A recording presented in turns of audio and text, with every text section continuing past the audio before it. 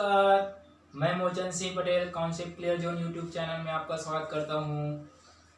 दोस्तों, मैं आज बाल विकास एवं शिक्षा शास्त्र से विकास की अवधारणा कॉन्सेप्ट लेकर आया हूँ, जो C TET, C G TET, UP TET, MP TET एवं टीचर भर्ती परीक्षा, KVS, नवोदय सभी प्रतियोगिता परीक्षाएं पूछे जाते हैं, जिसमें महत्वपूर्ण 1 या 2 नंबर से हमेशा यहाँ से क्वेश्चन करते हैं।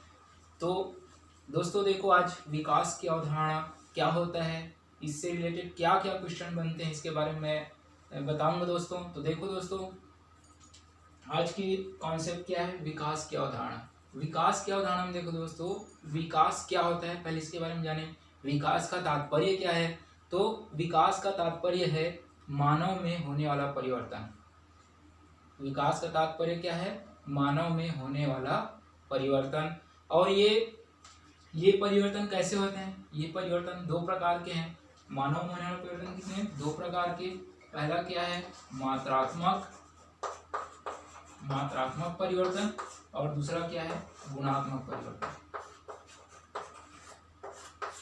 क्लियर यहाँ तक? ठीक है। मानव में होने वाले परिवर्तन को क्या कहा जाता है? विकास। और ये परिवर्तन कितने 2 टाइप से, मात्रात्मक और गुणात्मक। क्लियर? और इन दोनों परिवर्तन से मिलकर क्या होता है? विकास होता है। यहाँ तक क्लियर? अब डायरेक्ट क्वेश्चन में पूछते हैं कि विकास प्रारंभ होता है शैशवावस्था, बाल्यावस्था, किशोरावस्था और गर्भावस्था। तो ऐसे ऑप्शन में दे दिया दोस्तों, तो क्या लगाओगे यहाँ? गर्भावस्था। विकास कब से प्रारंभ हो जाता है? गर्भावस्था से प्रारंभ हो जाता है और मृत्यु पर्यंत चलता रहता है। क्लियर यहाँ तक? अर्थात विकास एक जीवन पर्यंत चलने वाली प्रक्रिया है। महत्वपूर्ण बिंदु है दोस्तों, नोट कर लो। विकास कैसी प्रक्रिया है? जीवन पर्यंत चलने वाली प्रक्रिया है। यहाँ तक क्लियर? अब चलते हैं विकास की स्टेज। विकास के कौन कौन से स्टेज हैं देखते हैं। विकास की अवस्थाएं।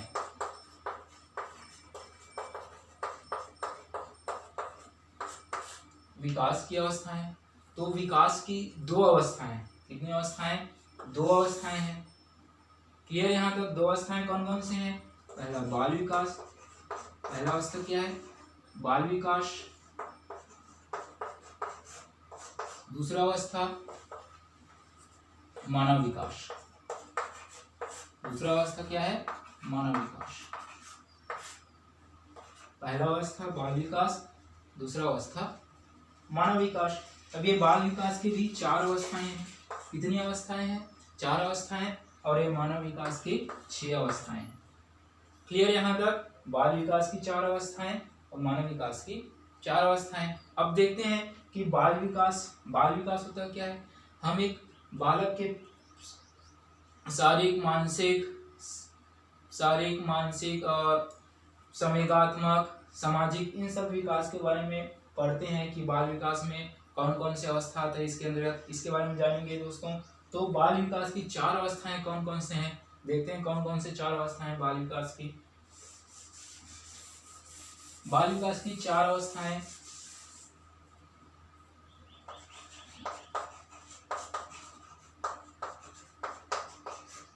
बाल विकास की कितनी अवस्थाएं? 4 अवस्थाएं कौन कौन से हैं? पहला है गर्भावस्था। पहला कौन सा अवस्था? गर्भावस्था। दूसरा है शैशवावस्था।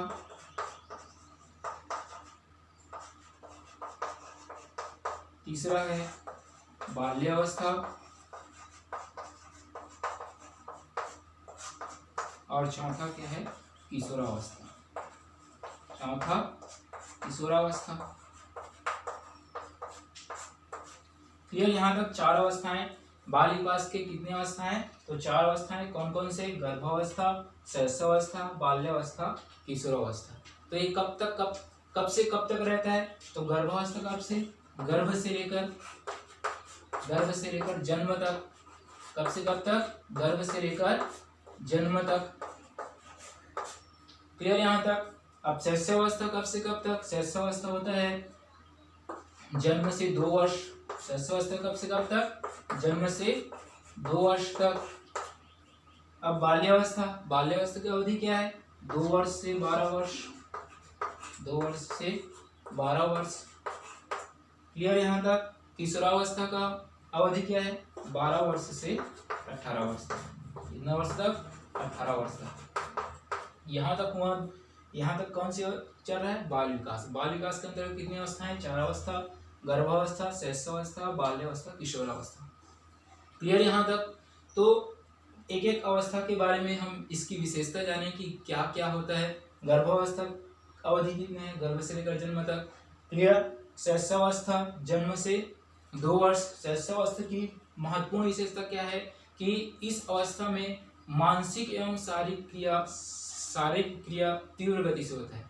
मानसिक एवं शारीरिक विकास तीव्र गति से शैशवावस्था में होता है और इस अवस्था में पूर्ण रूप से अपने माता पिता पर आश्रित होते हैं।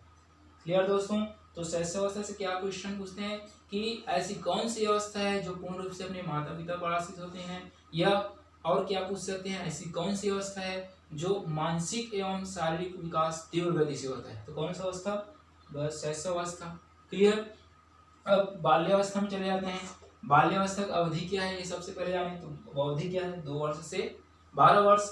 अब बाल्यावस्था के दो प्रकार हैं, है ना? 2 अवस्थाएं बाल्यावस्था की। फिर तो कौन कौन से बाल्यावस्था की कौन कौन से 2 अवस्थाएं? एक पूर्व बाल्यावस्था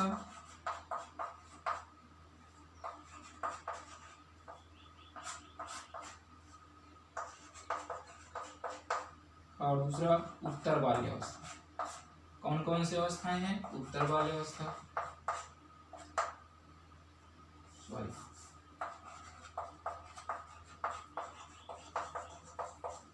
क्लियर?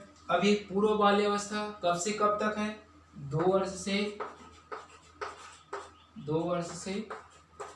6 वर्ष। 2 वर्ष से 6 वर्ष उत्तर बाल्यावस्था। 6 वर्ष से लेकर 12 वर्ष। 6 वर्ष लेकर 12 वर्ष। क्लियर यहाँ तक?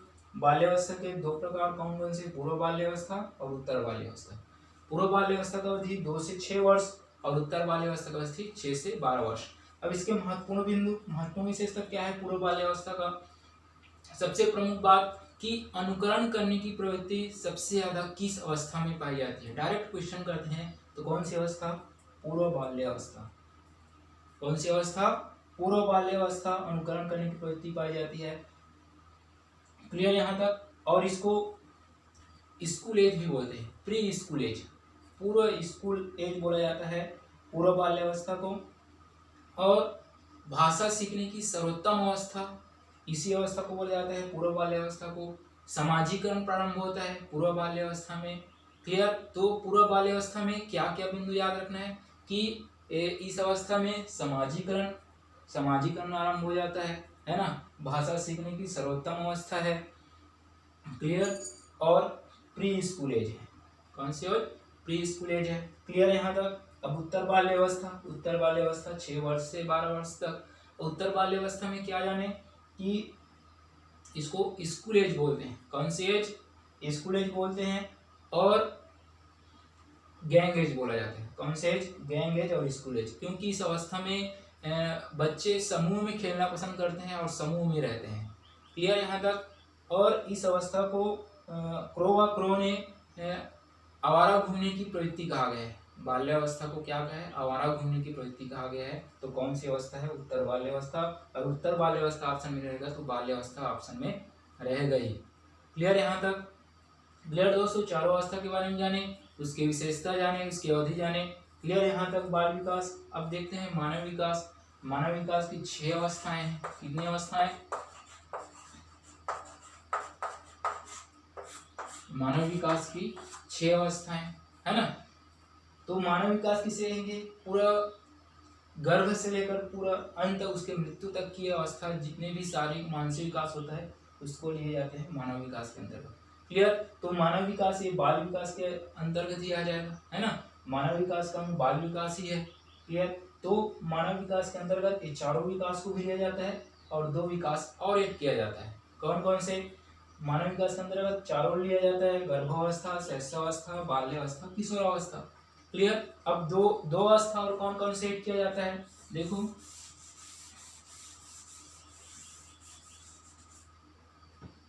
दो अवस्था, पांचवा है प्रौढ़ावस्था, छठवा है वृद्धावस्था। प्रौढ़ावस्था, वृद्धावस्था। प्रौढ़ावस्था कितना, 18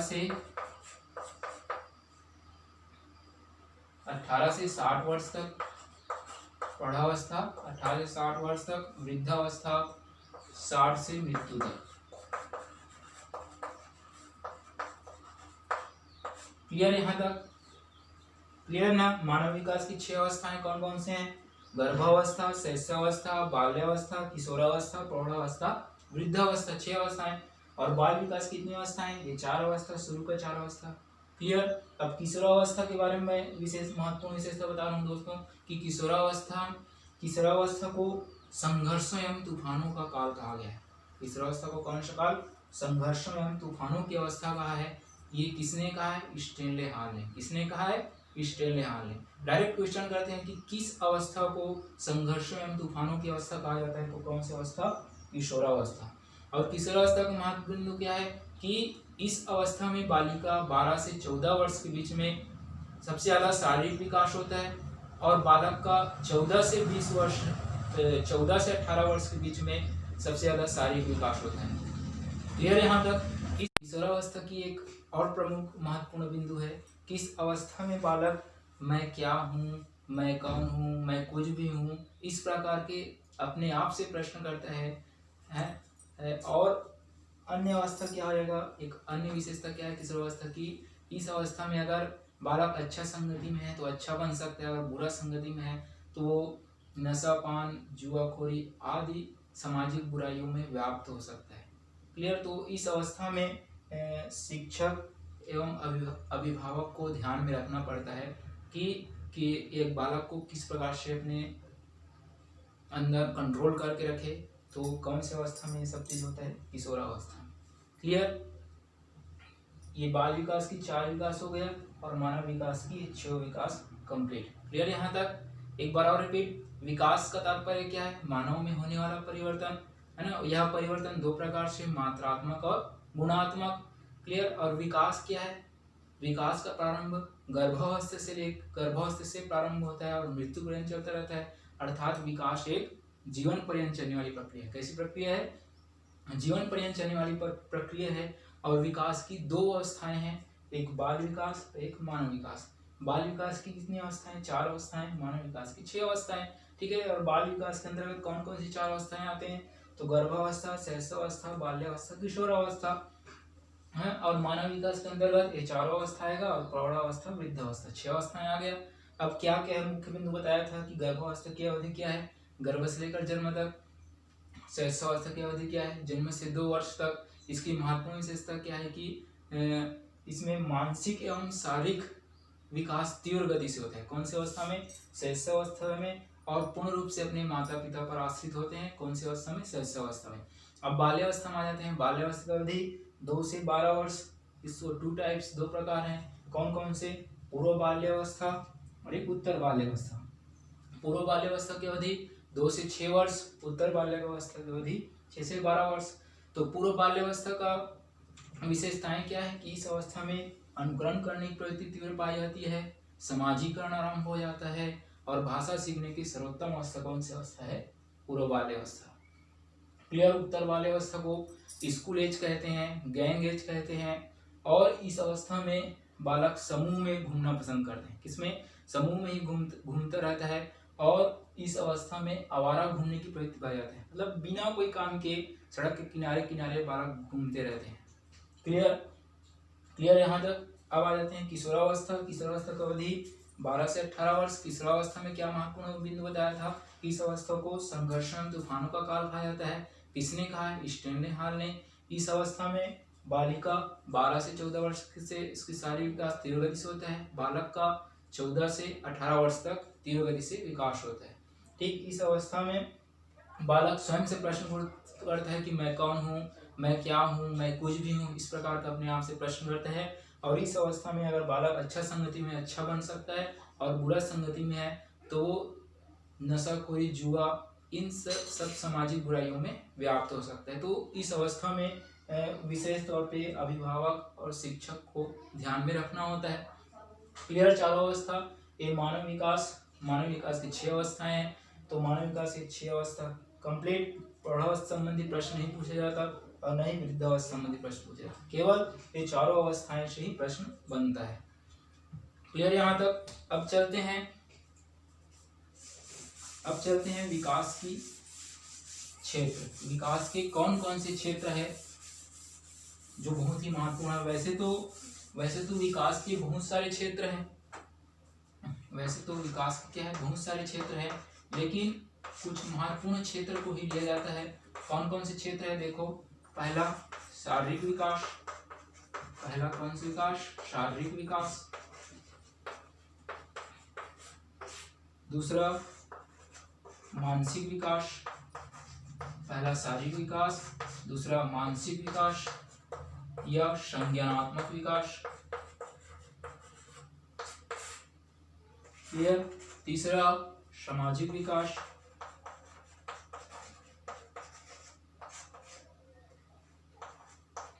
चौथा नैतिक विकास।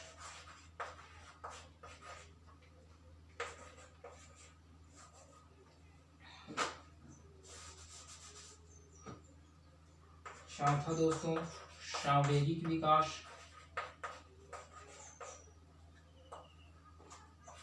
पांचवा नैतिक विकास। छठवां भाषात्मक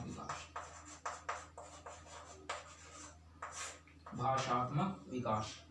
क्लियर यहाँ तक। तो विकास है, वैसे तो बहुत सारे क्षेत्र हैं लेकिन कुछ ही क्षेत्रों को लिया जाता है, जैसे शारीरिक विकास, मानसिक विकास या संज्ञानात्मक विकास, सामाजिक विकास, सांवेगिक विकास, नैतिक विकास, भाषात्मक विकास।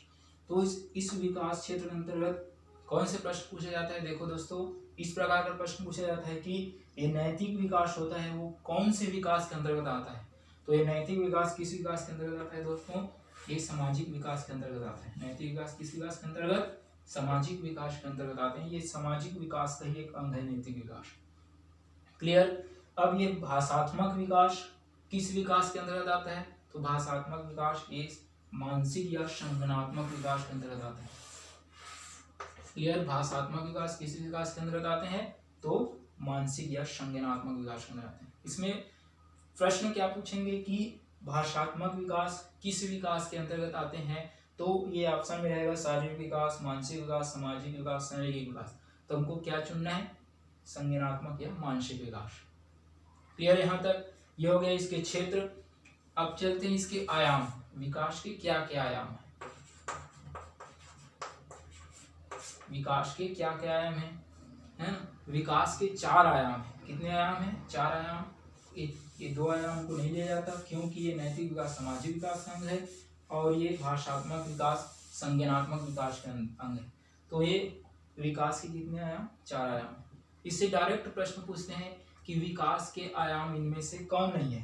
तो इनमें से एक आयाम नहीं दिया रहेगा, या तो विकास का आयाम इनमें से कौन है, या तो और प्रश्न में क्या पूछ देंगे, लाइन से दिया रहेगा विकास का आयाम है शारीरिक, मानसिक, भौतिक, संवेगिक। ये है क्या? नहीं है। तो ऑप्शन में मिलेगा शारीरिक, मानसिक, सामाजिक, संवेगिक। ये क्या है? चारों विकास के आयाम है। इस प्रकार के प्रश्न पूछेंगे। ये शारीरिक विकास के अंतर्गत क्या होगा? बालक का विकास किस प्रकार होगा, किस अवस्था में कितनी लंबाई बढ़ेगा, कितनी चौड़ाई, मोटाई, कितना पोषक तत्व की आवश्यकता होगा, ये किसके अंतर्गत? शारीरिक विकास के अंतर्गत। मानसिक विकास या संज्ञानात्मक विकास के अंतर्गत क्या है? बालक की मेंटल एबिलिटी संबंधित है। इसी के कारण बालक क्या करता है?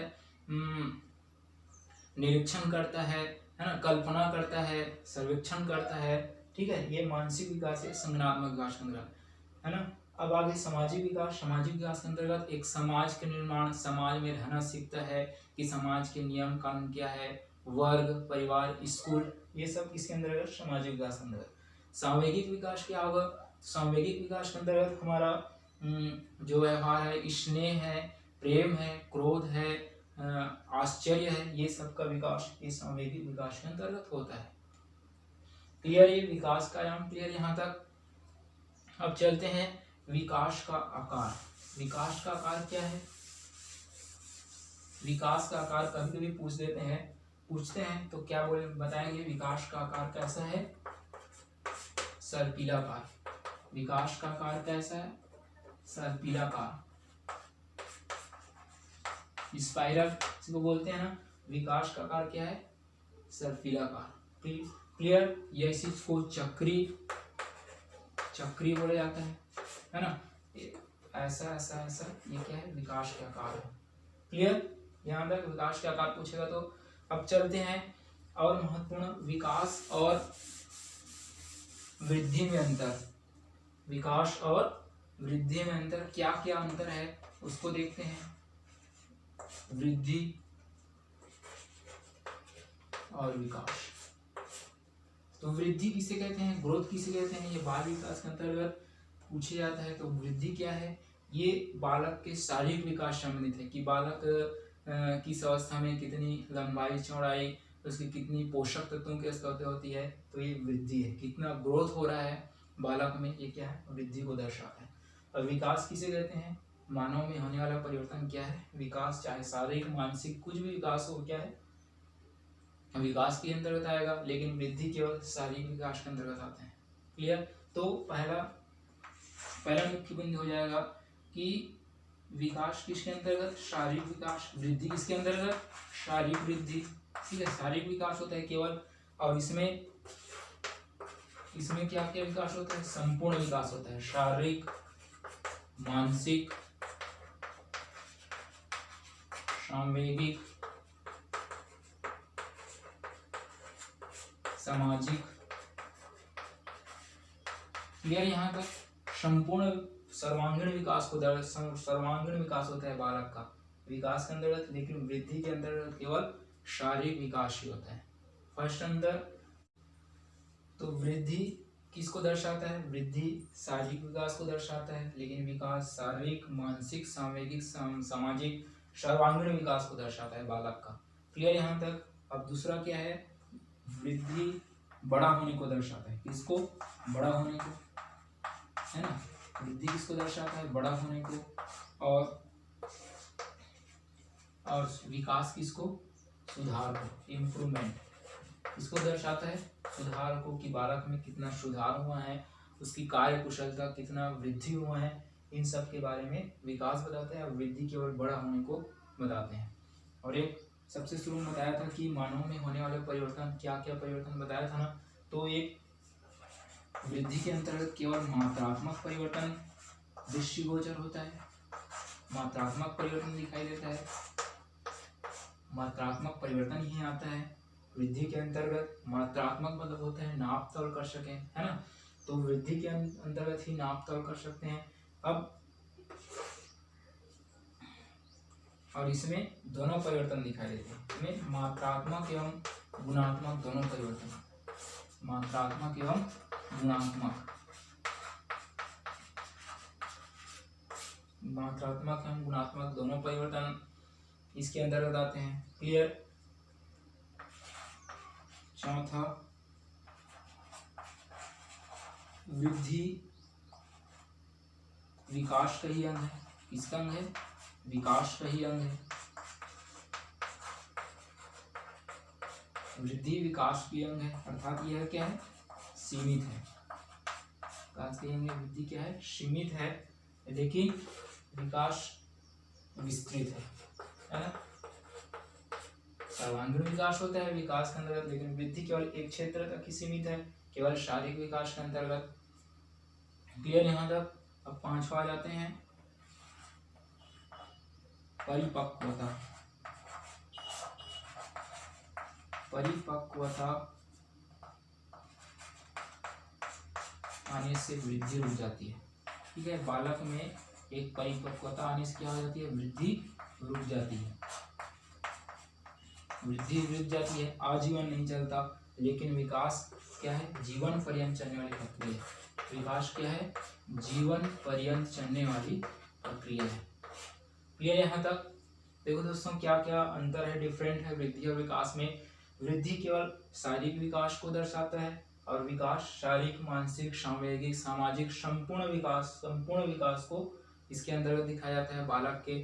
ठीक, वृद्धि में बड़ा होने को, बालक के बड़े होने को दर्शाता है, लेकिन विकास में बालक के सुधार को दर्शाता है, इम्प्रूवमेंट, कार्यकुशलता को दर्शाता है।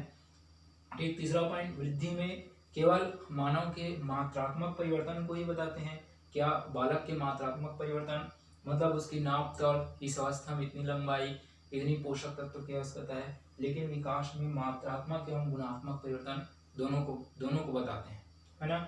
अब चौथा, वृद्धि क्या है, विकास का ही अंग है ना। वृद्धि क्या है, विकास का अंग है, तो इसका क्षेत्र सीमित है, लेकिन विकास क्या है, इसकी विस्तृत है, क्योंकि इसमें संपूर्ण विकास, मानव के संपूर्ण विकास को दर्शाया जाता है। आगे पांचवा पॉइंट, वृद्धि में परिपक्वता आने पर क्या हो जाता है, इसकी वृद्धि रुक जाती है ना।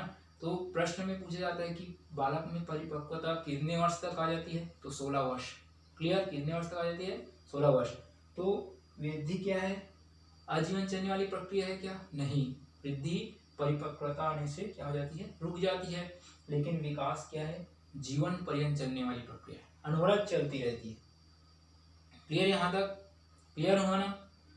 तो दोस्तों जो भी मैं अभी विकास संबंधी अवधारणा बताया हूँ, अगर इसको समझ लिए तो आपका जो एग्जाम में पूछा जाता है C TET, C TET, UP TET, शिक्षक भर्ती परीक्षा में 1 या 2 क्वेश्चन, तो मैं बताया हूँ, उसको समझाया हूँ, उस कॉन्सेप्ट को समझ लिए, तो कभी भी आप अगर क्वेश्चन आ गया विकास संबंधी तो कभी भी आप गलत नहीं करोगे। क्लियर, तो अगर एक बार में समझ नहीं आया, 2 बार देखो और इसका नोट्स बनाओ। क्लियर है यहाँ तक, थैंक यू।